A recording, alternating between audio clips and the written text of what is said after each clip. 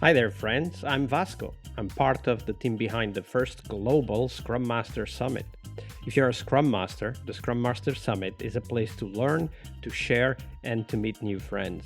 We will have lots of live sessions where you can meet and network with other Scrum Masters from all over the globe. So make sure you check it at bit.ly/SM Summit and the numeral 21. That's bit.ly/SMSUMMIT21. We have 7 amazing keynotes or more, as we are still organizing the conference as I record this, and 8 tracks that feature people like you and thought leaders sharing their insights and knowledge to help you become an awesome Scrum Master. So once again, check it out at bit.ly/SM Summit 21. That's all lowercase, all one word, SM Summit and the numeral 21. I'll see you on the virtual conference floor.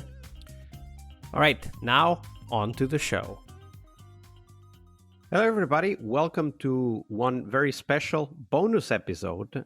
In this bonus episode, we have with us Simon Flossmann. Hi, Simon. Welcome back to the show. Hey, Vasco. Thanks for having me again. Absolutely. So Simon has been a guest on our regular weekly episodes, and I'll put the link to his episodes on the show notes so that you can go and listen to his thoughts and ideas about all of the topics we usually talk about here during the week. But today is Saturday, and we have a bonus episode about the Nexus frameworks, the Nexus framework. So, Simon, let's dive straight into it and talk about, I think, one of the most interesting topics for Scrum Masters that are facing the reality of scaling Agile, i.e. working with Agile in larger organizations. So scaling Agile to larger organizations. And that is typically what we would call a multi-team environment where several teams are collaborating to get something done. And one of the things that we very often miss, and I've seen this everywhere, including in some of the most popular scaling frameworks out there, is the concept of a retrospective at the system level, right? The overall retrospective where all the teams are involved. And I know that you guys, and I know that you've been working with the guys at Scrum.org, working on the Nexus framework. You have invested quite a lot in bringing retrospectives to this scaled Agile approach that Nexus describes. And I wanted to hear your thoughts and ideas of how you guys have brought this together. Like, how can we bring retrospectives to the system level, specifically when using the Nexus framework? Okay, so that's an interesting question, to be honest. So what you call the system level or team level, with this I often see 2 issues with change. The first one is that change is driven by a separate initiatives, or it is done after the project, or even versa, different people are driving the change. And the second thing is, in the past, I counted oftentimes that improvements are not aligned, and therefore the impact on the whole system is limited. And to tackle these 2 issues, we need to provide a way that people and teams who actually doing the work continuously focusing on improvements that are affecting the system as a whole. And in Nexus, or in the Nexus framework, we call this the Nexus Sprint Retrospective. Its purpose is to plan ways to improve the quality and effectiveness of the Nexus by complementing the individual Scrum team retrospective. And so, when you talk about the effectiveness of the Nexus, this is a term you guys use to mean what? So the Nexus as a whole should inspect its processes, how you collaborate, and what tools you are using in order to work more effective. Yeah. So the Nexus is more of a generic description of a system of multiple teams collaborating, their processes, the tools they use, and all of that. Yeah, exactly. So you talked about something there that I want to explore a bit further. So the two types of problems that you mentioned may lead to teams not thinking across their boundaries and not improving at the system level. But I want to focus on the second one you mentioned. You said that often the improvements that teams come up with in their own team retrospectives are not aligned. Like, give us an example of what you mean by that. Yeah. So If you make it pretty easy and assume we have a couple of Scrum teams, and each and every Scrum team has its own retrospective. And so they plan their own improvement items, but maybe the overall impact on the whole Nexus, where we call it, or on the product improvement is limited. So we need to we need to find the right problems to solve, which improves the Nexus as a whole. And how this can be done, or it's the idea of in the Nexus framework that we should add an opportunity for the Nexus to identify issues that have impact on more than one team. And if we could identify or highlight these issues, then the team in the individual retrospective can figure out ways to improve this. And here we can combine the system view and also the bottom-up intelligence of the teams, the people who are actually doing the work, implementing the improvements. And I think that's a very strong thing to happen to drive change. Yeah, absolutely. So in other words, it's both looking at the system overall, like what are the things that might not be working that have to do with, team collaboration, team communication, decision making across teams, whatever that might be. But also at the same time, giving the teams the opportunity to come up with their own local context solutions, right? Because if there's a problem related to product ownership, then some teams might need to come up with a different solution because they are affected differently by those same problems. But you did mention that you have this definition or you have this ceremony where you define what are the Nexus level, so the overall multi-team level problems before you cascade that down into the team level. Like, how do you do that? How does that Nexus framework propose that we look at the whole system and identify those higher level topics that then the teams can also contribute to? Yeah. So in the older Nexus guide, we explicitly laid out which we call the sprint retrospective, or the sandwich sprint retrospective format, that it has 3 steps. So we are starting at the system level and looking for issues who impact more than a team. Then after this, we conduct the individual Scrum team retrospectives. And in the last step, we share our improvement items and share ideas on how to track that the improvement will be implemented in the upcoming sprint. So that's a very good idea. But since Scrum is a framework and Nexus is also a framework, and a framework does not prescribe how to do things, it just describes the purpose of its events, the new Nexus guide is a little bit less prescriptive here, because what we see that there are also other ideas which work. Like, you don't need to use the sandwich format. You also could use a more like open space or like a liberating structure like eco-cycle planning to get these overall view of the issues that impact more than one team.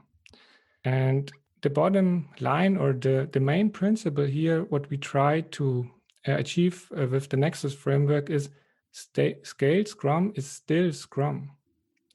And scaled Scrum must preserve the Scrum team's ability to improve and learn so that the organization stays adaptive and can use change as its advantage. And the Nexus framework tries to provide this, not even if we scale from one team to more teams. That's the idea. Yeah, okay. So if I understand this, what you guys are now kind of focusing on as you evolve the whole Nexus framework is on providing the guidance on, don't forget about system level retrospectives, then providing several options. Here's a few things you could try.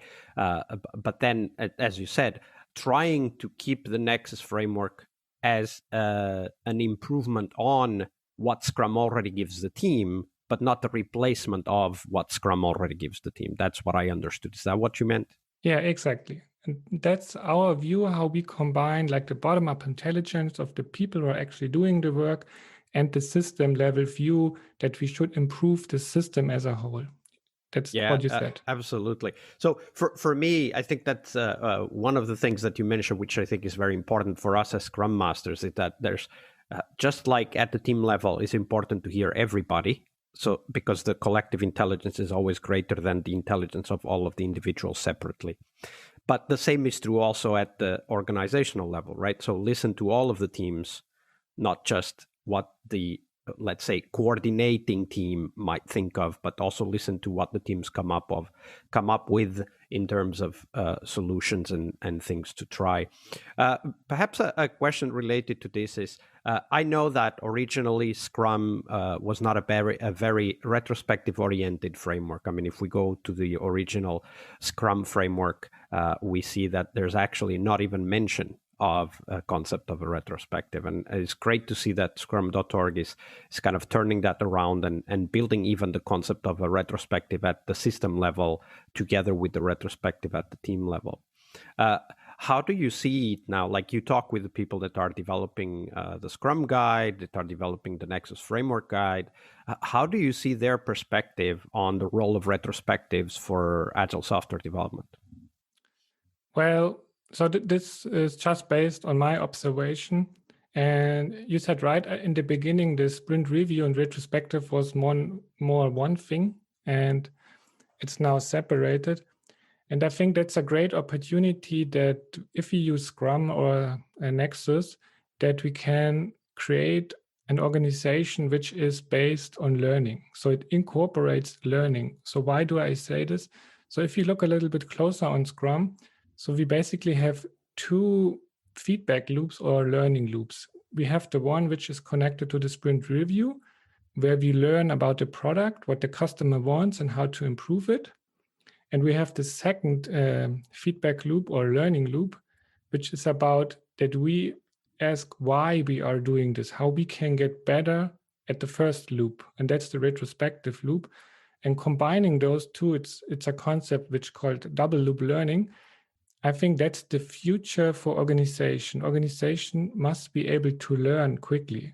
So I'm not a huge fan of these things which called, let's say, agile transformation, because transformation always implies an end state to me. And what we are looking for is more continuously learning. And I think the Scrum framework, as you described it, and the Nexus framework provide a foundation for organizational learning. So learning is within the system. Absolutely. And as we talk about organizations, another of the big, let's call it, cycles in organizations is the planning. And as we are talking about multi-team environments here in this episode, of course, we're talking about the multi-team setup for planning. So planning one sprint, of course, at the team level is already hard enough. But when you need to synchronize and plan multiple sprints, multiple teams, that's even harder. So in the latest Nexus framework, you talk about what you guys call Nexus Sprint Planning One Box. What is that? Like, what can we as Scrum Masters learn from that? That even if we're not using Nexus, we can still help our organizations that we work at in this aspect of multi-team planning.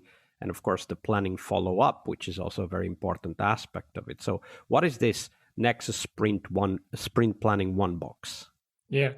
So the Nexus Sprint Planning One Box, we refer that in the former picture of the framework, the Nexus Sprint Planning looked like there were one big box, and within there were two separated boxes. Like we had an overall Nexus Sprint Planning, and in addition to that, we have the individual Scrum team sprint plannings. And this also suggested some order. And we now focus a little bit more on the broader picture, and it was quite helpful to create one box to remove the order and to emphasize the purpose a little bit more. The purpose of the Nexus Sprint Planning is to coordinate the activities of all the Scrum teams within a Nexus for a single sprint. And so what should be the result of this event? First, we need goals and sprint backlogs. So we have one overarching Nexus sprint goal, which provides a focus for all the teams. And we have a we have sprint goals for the individual Scrum teams, and the same. These are the commitments to the artifact, the sprint backlog. So we have one Nexus sprint backlog, and we have for the teams we have the individual sprint backlogs. So the idea is now, since every situation is different, every product is different, every team is different, we need the experienced practitioner to make sense of this in their situation. So maybe I can share some helpful tips which help you now to implement a planning on a, how you call it, system level. And so the first thing is use the right format. So what we learned over time, if we do the sequential steps, this is not always the best idea. Sometimes you can do planning like all at once, like with a more open space situation, where all the team plan at once. Big room planning, kind of. Yeah, yeah.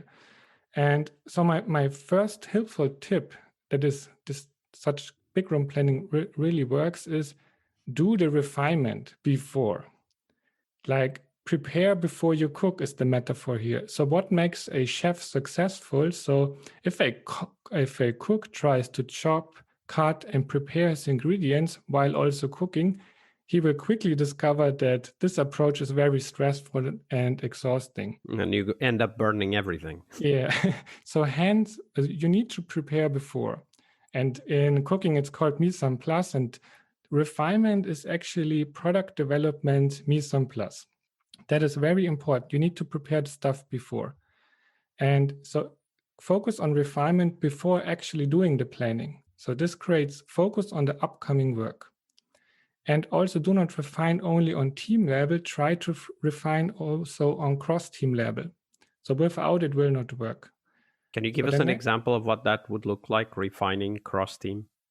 Yeah, so maybe it's tied to another tip. So we should visualize and manage dependencies to reduce complexity.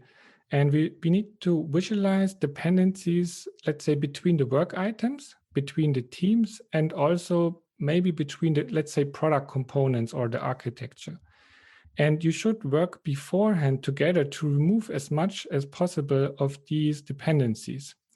And an approach which I use quite often with teams is start visualizing the stuff. So assume team A starts with product backlog item 1 and team 2 will work on product backlog item 2, but they are depend on each other. This will not work. So maybe there's a different solution that team 1 does both of these items and team 2 does another item. And here we need communication and collaboration to figure out what could be a right configuration for the upcoming sprint. And this is what I meant about cross-team refinement. Yeah, so it's a little bit like putting, you said visualize. I think that's a great way to put it. So it's like putting things on a board and then asking the teams, would this work, right? Or even asking the teams to put those on the board. Like, how are you thinking of handling these dependencies? One of the things that comes to mind is this idea that planning is very often thought of as someone or a few people structuring work, sequencing work, and giving it to someone else. Yeah. And one of the things that I've learned also through my own experience with using Agile across multiple teams is that actually when you have multiple teams collaborating on a product, we need to have the teams do the structuring of the work because they know a lot more than we can ever imagine. And by we, I mean only product owners or only product owners and Scrum Masters or only product owners and architects, whatever that might be, the setup of this system level planning as we were discussing. So I think that the tip that you just shared about visualizing and having the teams part of that visualization can be actually a very powerful tool for us to help remove, if possible, or at least manage dependencies as they emerge during the planning. Yeah. Or the thing is, it would be even better before the planning. So then if we start with the planning, then we are very clear about those situations. And the planning is only to reconsider everything, look if new insight emerged, and then continue. And maybe I can add one more thing, which in my experience is very important. start with a goal. A good goal creates cohesiveness and focus. And in a scaled environment, it's not very likely that the product owner comes in a room with, let's say, 100 people, and then we start thinking about, okay, what could be a good goal for the upcoming sprint? The product owner need to figure out these before. So before actually conducting the sprint planning, you need to have a goal. And I think, or in my experience, the powerful way to start getting or thinking about a goal is the sprint review. As the stakeholder, why is the next sprint of value to you? And here you get a good indication for a good candidate of a goal. And then the product owner can think, does it make sense in our situation? Maybe he needs to refine the goal a little bit. And this goal could be presented easily in the sprint planning. So we start with a goal. And then we look for the product backlog items which contribute to the goal. And if we did the refinement properly before, we know which product backlog item depends on which product backlog item, and the planning is very smooth, even if we work with a lot of teams or with many people. Another aspect that comes to mind about defining a goal is that very often the product backlog items are, let's call them independent stories or features that actually don't necessarily even contribute to the goal, but still take the team's capacity. So starting with the goal, as you suggest, also helps us to really make a clear filter on what should be our priorities for the sprint, which makes planning in itself also easier because we can make those decisions much faster, right? Like, is this story critical for the goal or not? No, it isn't. Well, then it's not going to get done because we have all of these other stories that are critical for the goal. So I think it also provides a very clear benchmark for decision making, which speeds up decision making as well. Yeah. And to summarize the tip for Scrum Masters, so before about thinking about planning, make sure that, let's say, those three things are in place. Do the refinement before. Do you have a goal? And do you have a visualization of the work? So I would say that's the three ingredients which makes a planning with multiple teams more effective or even possible. Absolutely. I would add to that the visualization should be created by the teams themselves, because they are the ones that are going to know enough about the problems that they face in order to detect dependencies that are not immediately obvious when you look at the feature or story description. Yeah. So when stories cross multiple teams, which was one of the things that makes it necessary for us to have this multi-team planning, that presents, of course, challenges. So what have you guys learned, from the field, from the experiences you've had and added to Nexus about this idea of refining stories that go across multiple teams? Okay, we touched a little bit on this question, but let me look from another angle of it. So I worked with a lot of teams and products in the past, and I see one pattern. And I would say the pattern is that refinement is an essential element in Scrum. So if you think about how Scrum works, basically Scrum, its power is that it reduces complexity and therefore the risk. And it does it by making things smaller and more manageable. So think of it. So we go from a year-long project to sprints of 30 days or less. We go from long project plans to product backlogs. We go from features to product backlogs, from product backlog to tasks, from long meetings to focused collaboration sessions. And I would say that Scrum is like a knife. It chops things down into smaller pieces. And how is this done? One of the essentials is the refinement.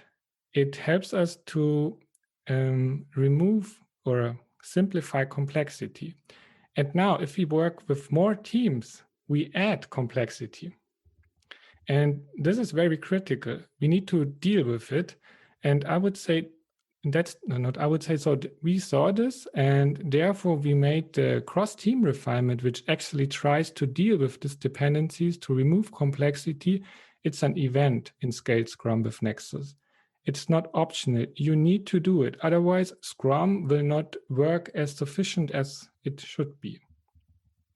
So we introduced, or we called the event the cross-team refinement, and its purpose is really reduce or eliminate cross-team dependencies within the Nexus.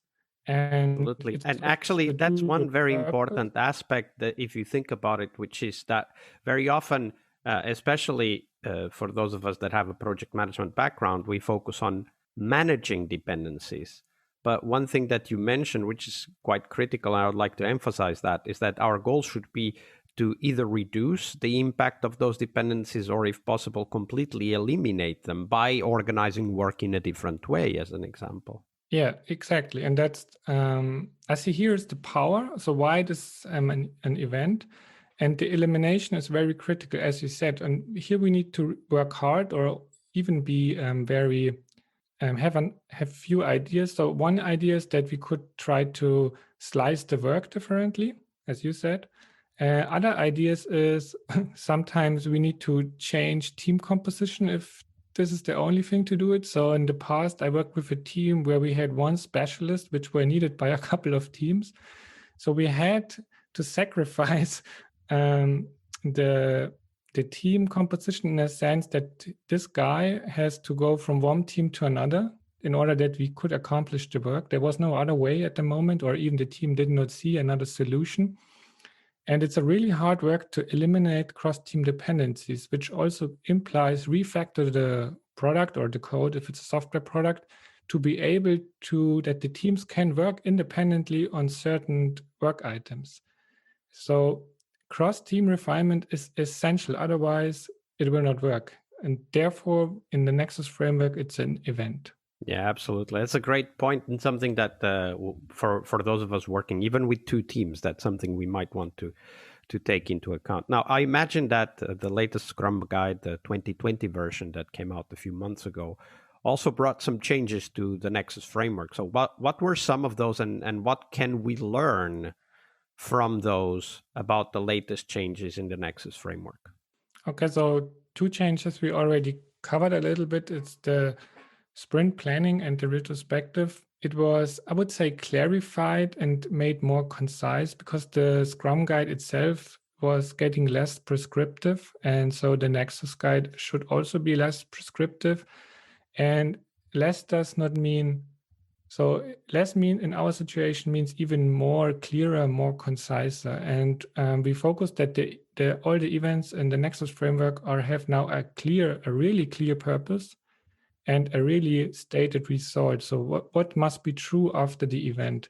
I think this is very helpful for the practitioners to have an understanding why we are doing it and what should be the outcome. That was the main change along with the Scrum Guide. And the other change, which is not really related to the Scrum Guide, but it's also a major change, I want to say a few words about it. We introduced, let's say, the concept of descaling. What do you mean by that?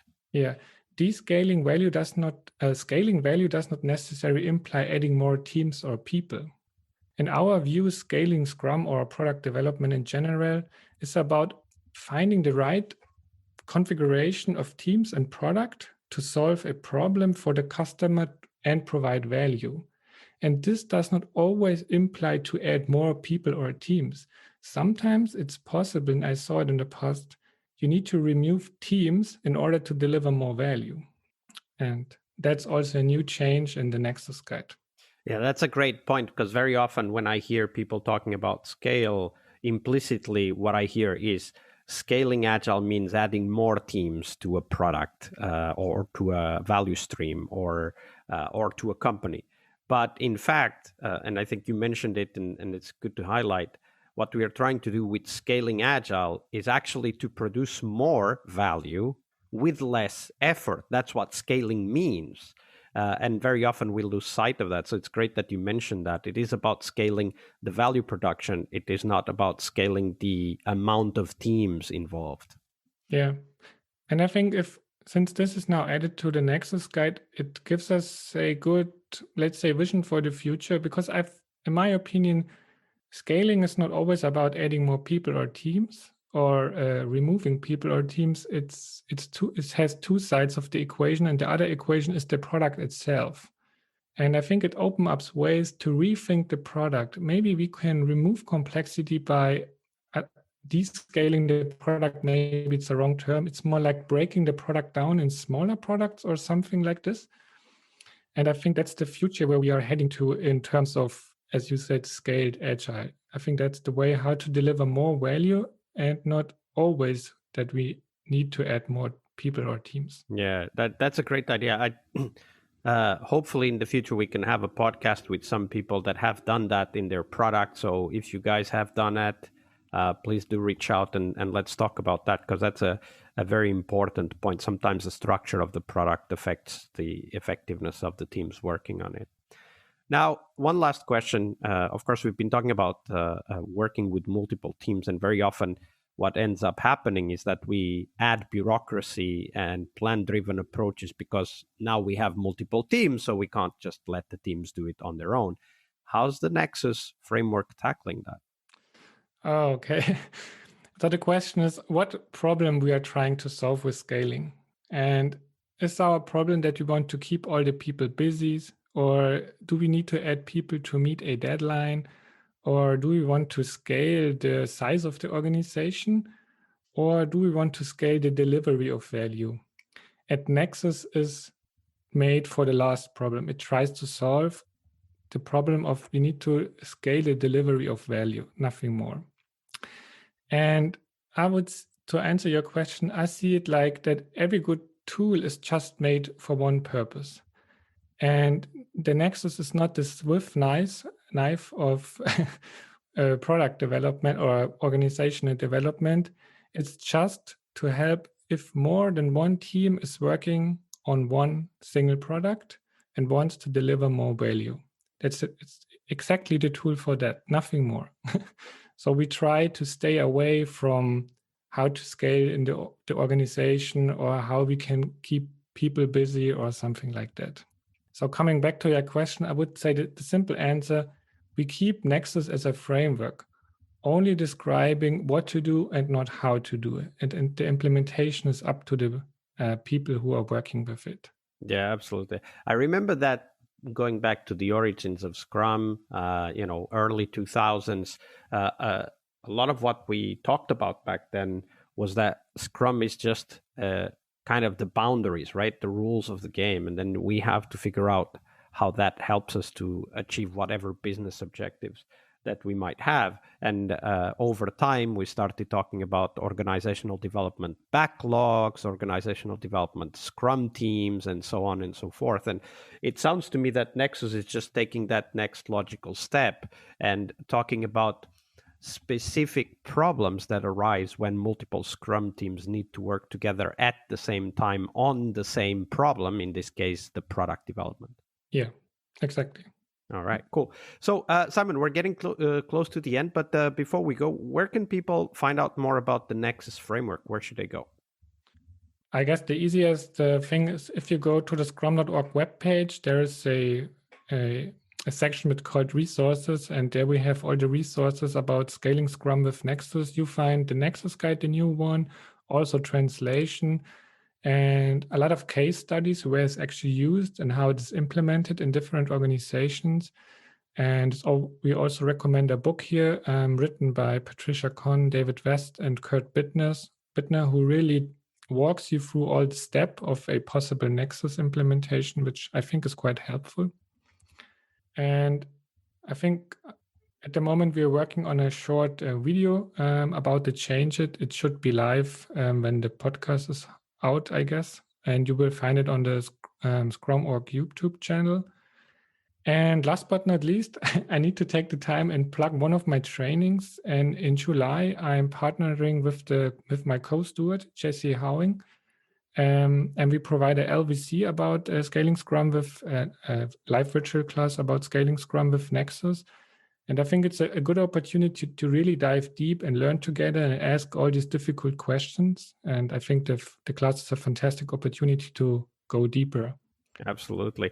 And of course, as Scrum Masters, we must always be learning and exploring the new ideas that are coming up, because every single scaling framework has good approaches, good techniques that we can learn from. So definitely get in touch with Simon. I'll put also Simon's link, LinkedIn link, so that people can get in touch directly with Simon if they want to know more. Simon, it's been a pleasure. Thank you very much for your generosity with your time and your knowledge. Thank you, Vasco. Looking forward to see you again. Maybe about the descaling your product. Absolutely.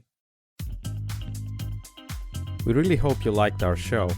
And if you did, why not rate this podcast on Stitcher or iTunes? Share this podcast and let other Scrum Masters know about this valuable resource for their work. Remember that sharing is caring.